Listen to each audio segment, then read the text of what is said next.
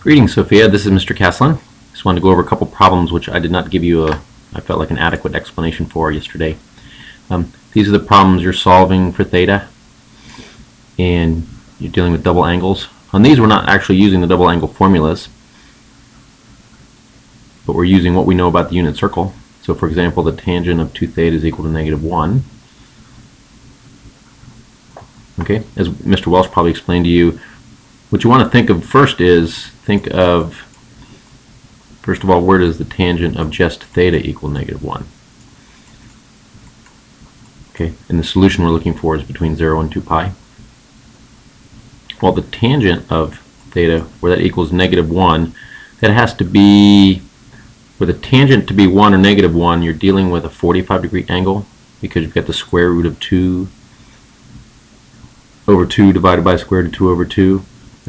Okay, now to get a -1, so if we had a negative cosine, positive sine, that would give us a -1. So we've got a 45-degree angle here, which is pi over 4, 2 pi over 4, 3 pi over 4. Okay, so 3 pi over 4 gives us, the tangent of 3 pi over 4 gives us -1. And where else is the tangent going to be -1? Well, that's where the cosine is positive and the sine is negative. Okay, so that would be in the fourth quadrant. Okay, so the 45-degree angle here would be 7 pi over 4. Okay, so that's just all based on the unit circle. So our 2 pi values are 3 pi over 4, 7 pi over 4. Okay, because we're going to cut this angle in half, we need to go around the circle a couple more times. Okay, the period of tangent is pi, so as we rotate around another pi, we're going to get 7 pi over 4. We're going to rotate around again, another pi. So if we add pi to 7 pi over 4,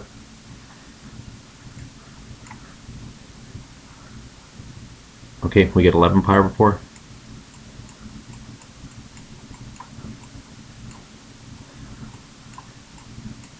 So keep going around your circle. 11 pi over 4 will go around another pi. That's 15 pi over 4.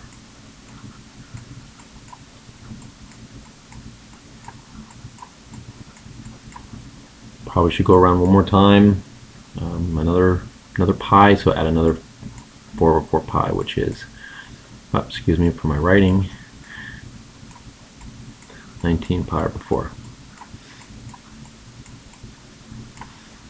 Okay, so go around the circle a couple times to get enough values, and we'll see which ones we're going to keep. Remember, this is the values for 2 pi. Okay, now to solve for pi, we're going to take half of that angle. Okay, so half of this angle is, remember yesterday you talked about multiplying everything by the reciprocal, or just let's multiply everything by a half. Okay, reciprocal of this number here. Okay, when you multiply by half, just multiply the denominators. So cut this number in half, it's just going to be 3 pi over 8.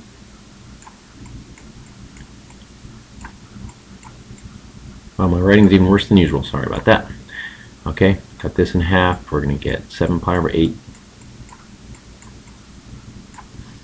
Okay, 11 pi over 8, you get the idea. 15 pi over 8. I did not fulfill my Christmas wish of getting a better online tool to write with, a stylus or a pen or something. Anyway, I'm continuing to multiply by 1/2, I get 19 over 8 pi. Okay, now remember, theta had to be between 0 and 2 pi. So it's these values here we're checking to see which ones are between 0 and 2 pi. This one, yes, yes, yes. 2 pi would be 16 pi over 8. So this one would be out of range. Okay, so these are the 4 values of theta which would make this equation true. So think about it. You're plugging in 3 pi over 8, multiplying it by 2. and you end up back with this value, the 3 pi over 4. Well, the tangent of 3 pi over 4 is negative 1. So that's why all these values make this equation true. Okay, so again, find out where the tangent of theta equals negative 1.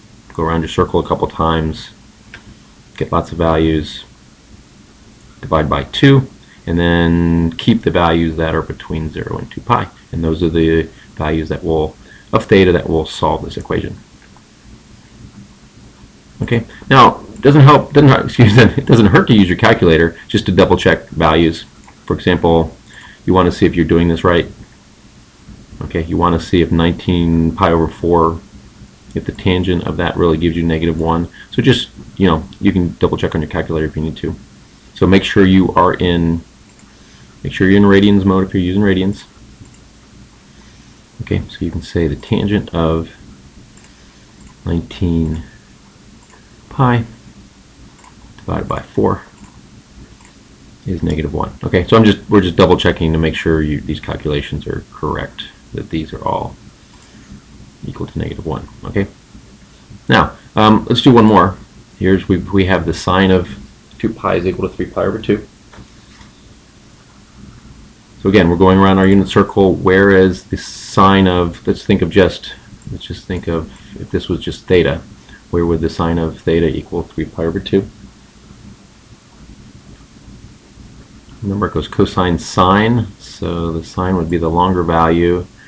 That would make this the 60-degree angle. Okay, cosine sine, we want a positive square root of 3 over 2. So remember, 60 degrees is 2 theta. The value of this angle here to make it square root of 3 over 2 would be 60 degrees, which is pi over 3. Okay, where else is the sine of an angle a positive square root of 3 over 2? So remember, negative cosine, positive sine. So there's another positive square root of 3 over 2. Excuse me, it's early in the morning. Square root of 3 over 2 over here. Okay, so 180 minus 60 is 120. Okay, so that is our pi over 3. This is going to be 2 pi over 3.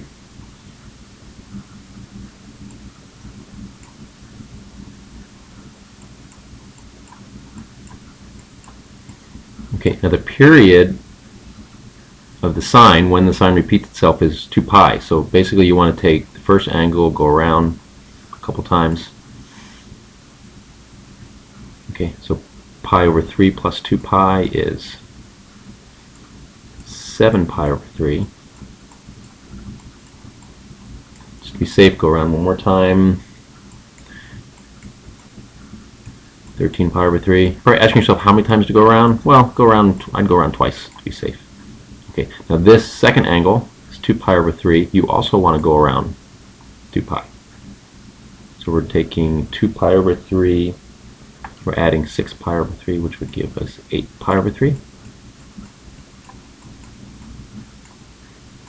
And go around again, another 6 pi over 3, which is 14 pi over 3.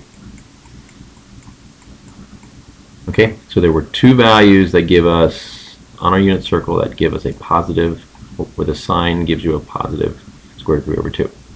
So take those, go around the circle twice with each of those. Alright, now remember, we're trying to solve for theta. Theta is going to be half of these values, so again, we're multiplying. Let's multiply by the reciprocal. Let's multiply by 1/2.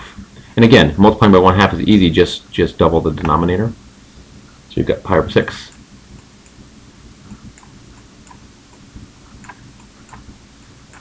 Uh, 7 pi over 6. 13 pi over 6. Also, multiply these values by half. You've got 2 pi over 6. You get the idea, 8 pi over 6. and 14 pi over 6. Okay, which of these values or more than 2 pi? Remember, our restriction is that theta has to be between 0 and 2 pi. So this is good, this is good. 13 pi over 6 is a little bit larger than 2 pi. This is good. Remember, you can change this to pi over 3 if you want. This is 4 pi over 3. And this is larger than 2 pi. Okay, final answer are these four angles. Okay, pi over 6, 7 pi over 6, pi over 3, and 4 pi over 3. All right, remember what you're doing. These are the angles, okay, that when you plug them into here, solve this equation. So pi over 6 times 2 is pi over 3. The sine of pi over 3, remember, is square root of 3 over 2. So really, you're just equation solving, but you want to find all the values between 0 and 2 pi to do that. Hope this helps. It's a video, so watch it a couple times if you need to. And good luck on your quiz.